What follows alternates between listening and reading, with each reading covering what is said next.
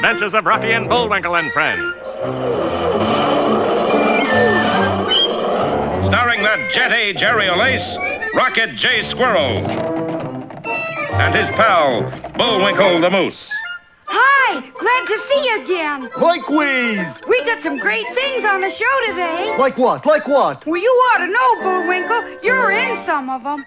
Well, let's get started.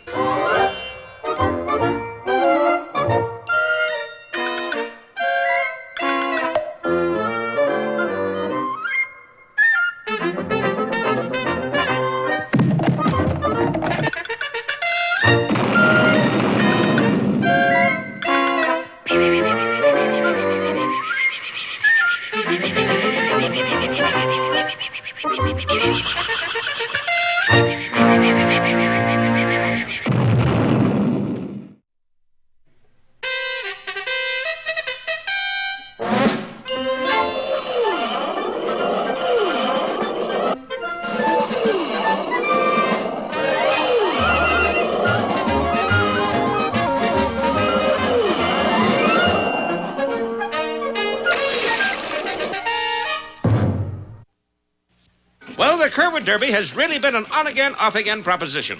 The latest on was when Rocky said... Put it on, Bullwinkle. Maybe you can tell us what time we'll arrive in Washington. Easy.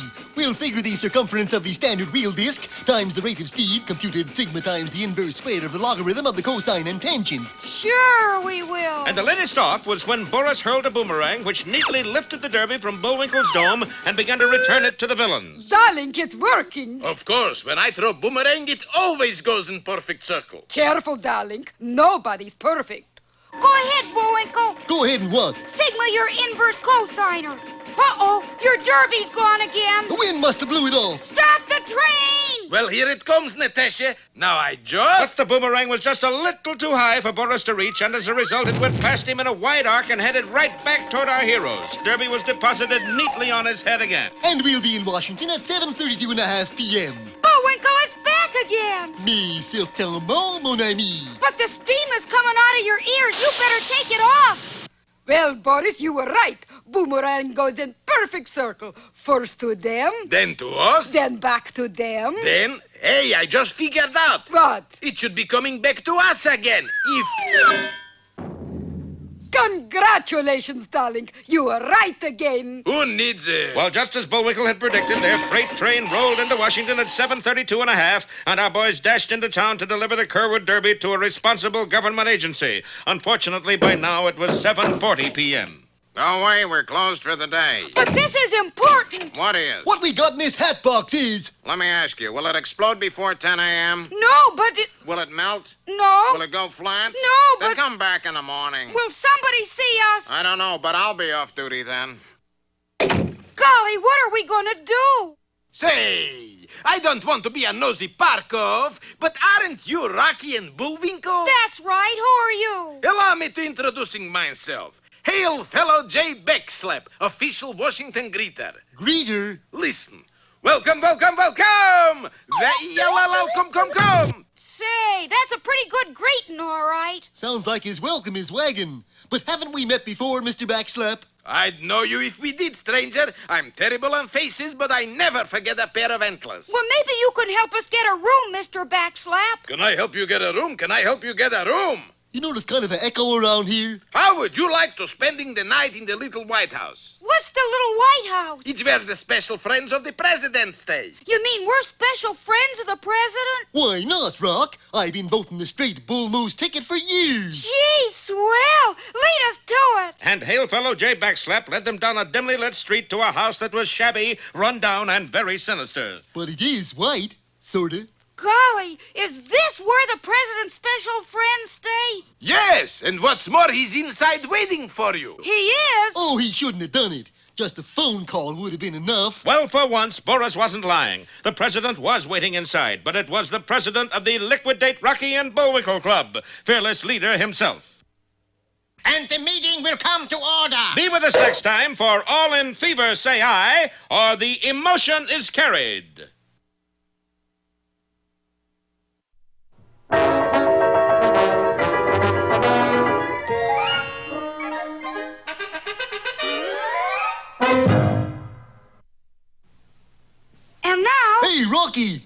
me pull a rabbit out of my hat. Again? Nothing up my sleeve. Presto! Ooh, don't know my own strength. Now here's something we hope you'll really like.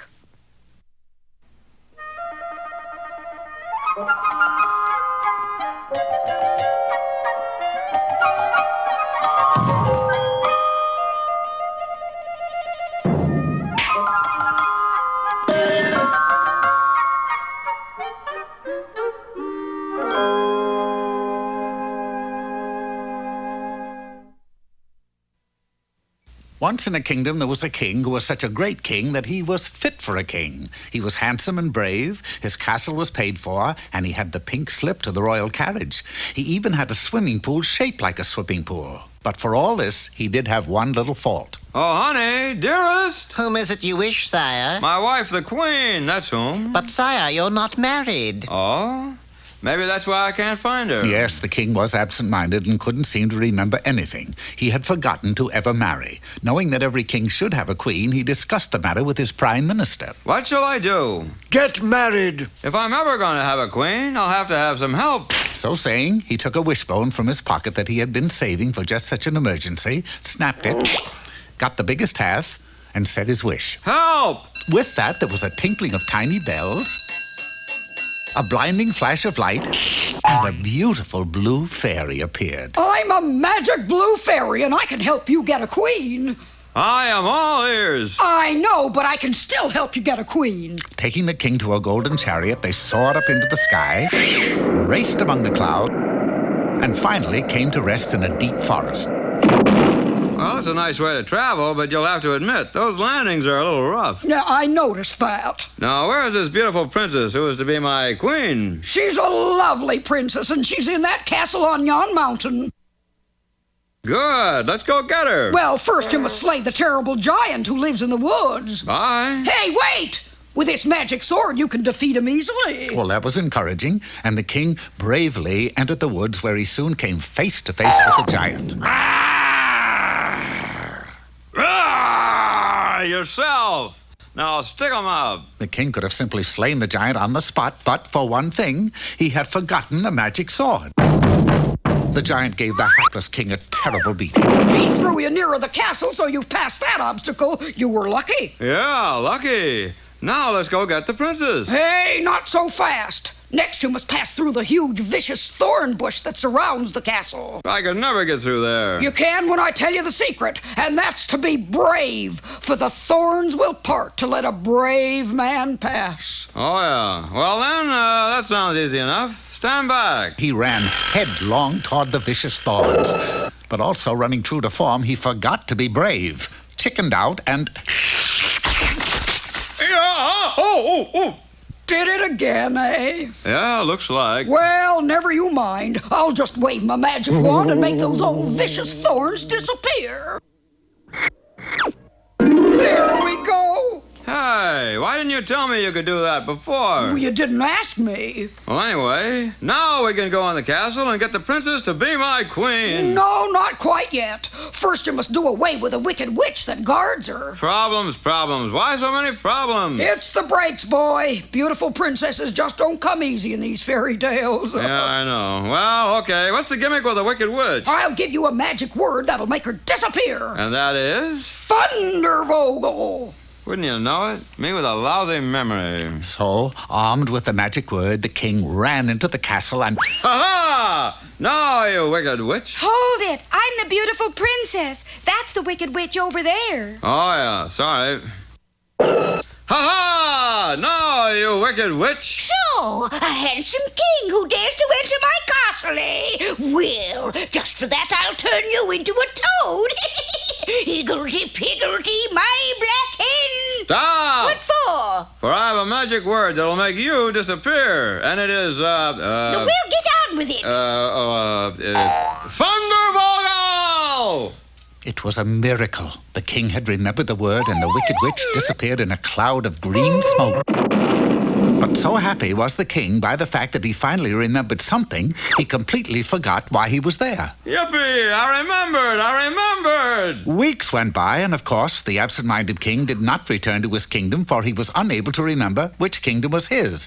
Finally, he chanced to pass a lovely young girl from whom he asked directions, and when she put her dainty finger to her chin to think over the question... Pardon me, but I can't help noticing that you have a string tied around your finger. What's it for? To help me remember. Remember what? I don't know. I forgot. The girl, it seemed, was as absent-minded as the king, and needless to say, there was such a common bond, they fell in love. And so it was that, what's his name, married, what's her name in Who's It, and they lived, life happily ever after.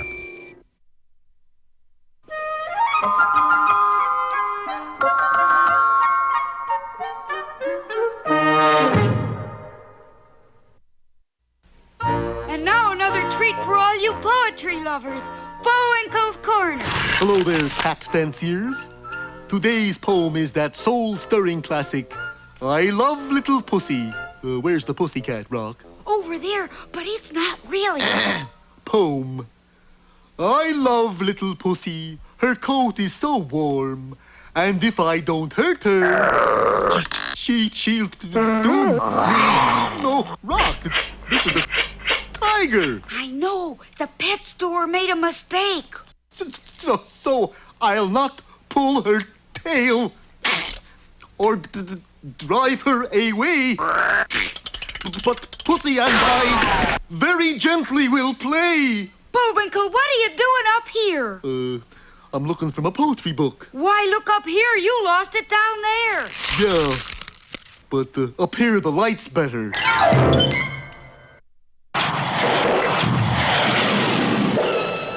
Private Bullwinkle, sir, with a message. Just in time. Is it important? Is it? Just look.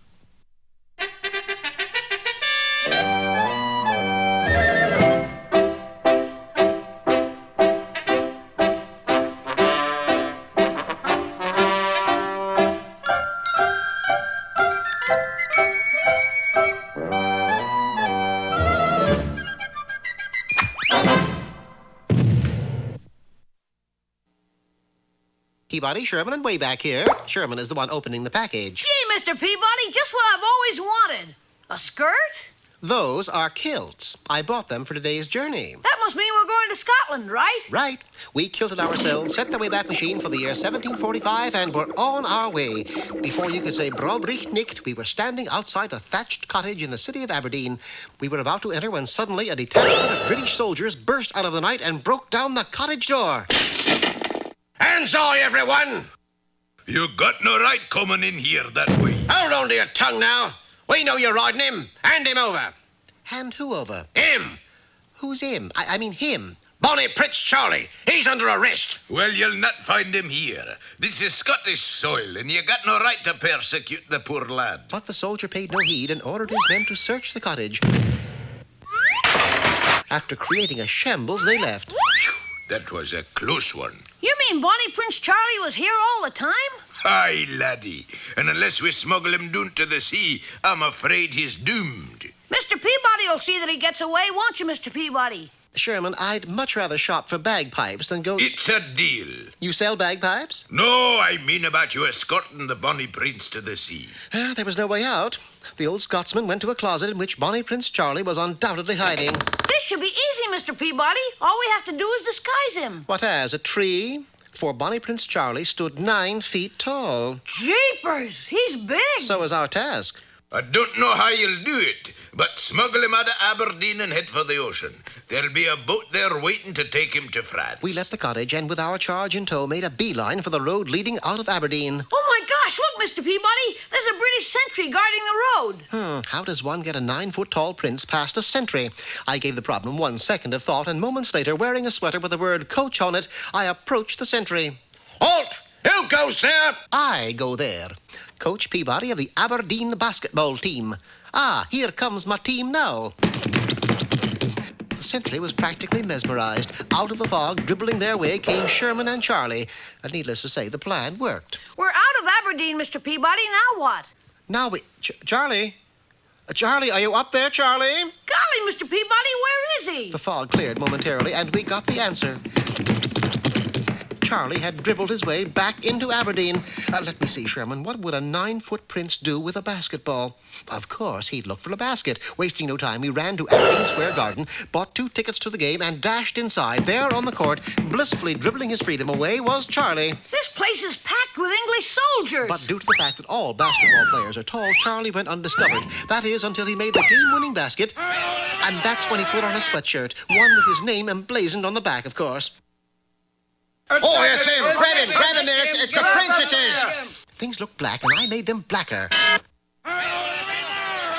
The resultant confusion enabled us to sneak away. A short time later... Well, we reached the coast, Mr. Peabody. Our job is over. Not quite. We're supposed to turn the prince here over to a waiting boat. I don't see any boat. I don't either. All I see are British soldiers. And they're heading this way. I knew we had to hide Charlie and hide him fast. But he's too tall to hide. Then we'll cut him down to size. Do you dig?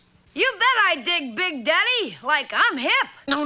I mean dig as in excavation. Oh. Sherman promptly fell to his knees and began scooping sand. You'd better let me do that, Sherman. After all, I've had more experience. I dug in and dug out. In no time at all, I had a 6-foot hole into which I put Bonnie Prince Charlie. Gee, now he looks 3 feet tall. The soldiers quickly converged upon us. Oi! You blokes seen anything of a 9-foot tall prince? Sorry, sir, but we haven't. We seemed to have fooled them until one sharp-eyed grenadier spotted a ring on Bonnie Prince Charlie's finger. Them initials BPC, what do they stand for? Buy Peabody's chestnuts. My name is Peabody, and I sell chestnuts. The trooper was satisfied and left. A half-hour later, a ship appeared and ran a plank to the shore. Goodbye, Mr. Prince, Your Majesty. Bonnie Prince Charlie went aboard. As a token of his appreciation, Sherman and I received one of his horses. He sure is beautiful. That he is, and I'm surprised to say he doesn't even hurt. You expected him to hurt you? Well, Charlie horses usually do.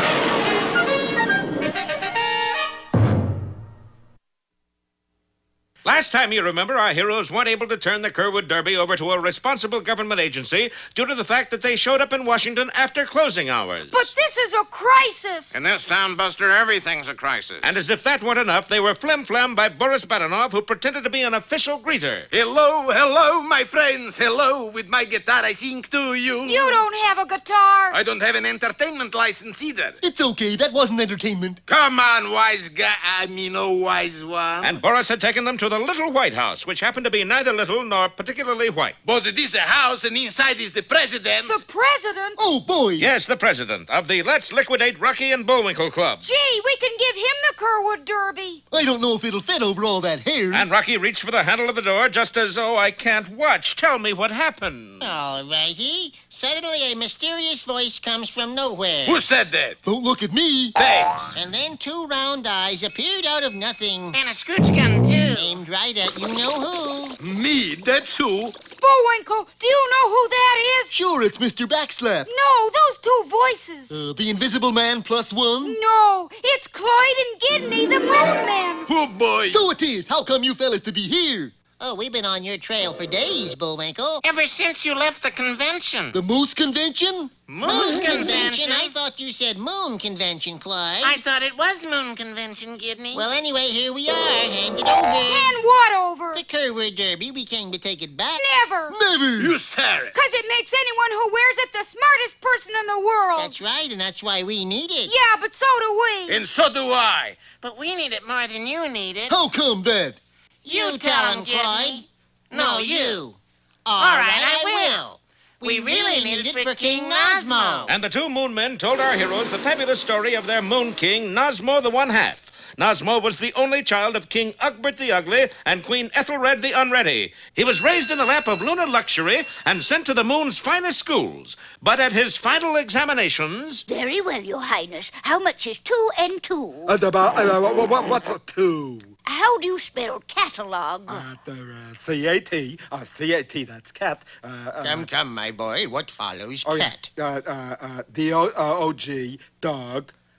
Let's face it, Your Majesty, Nosmo's just one of those misfits. Nevertheless, Lyndon, he is a prince. Okay, he's one of those misprints. Better. And someday he's going to rule the moon. That is going to rule the moon?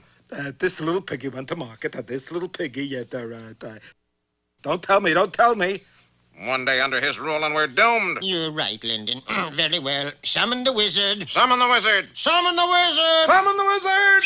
Hey, Wiz! Yeah, right away. What'll it be, fellas? What'll it be? Card trick? Magic flowers?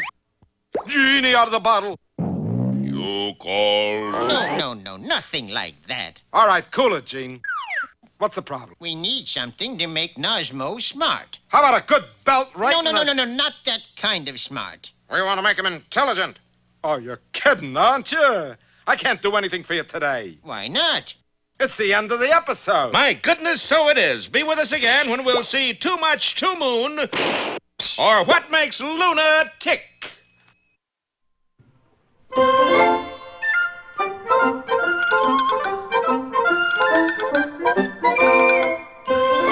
I guess that about wraps up another Rocky show. Certainly hope you enjoyed it. I did.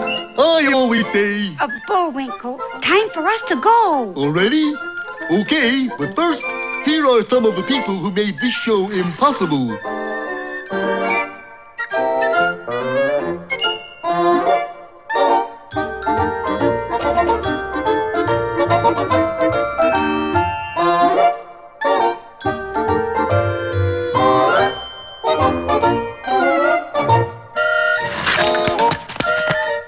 That's not all. The fingers get tired.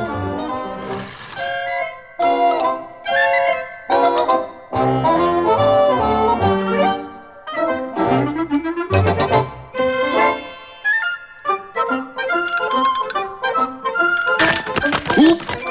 Another way for me again. Well, see you next time. Ready, Bullwinkle?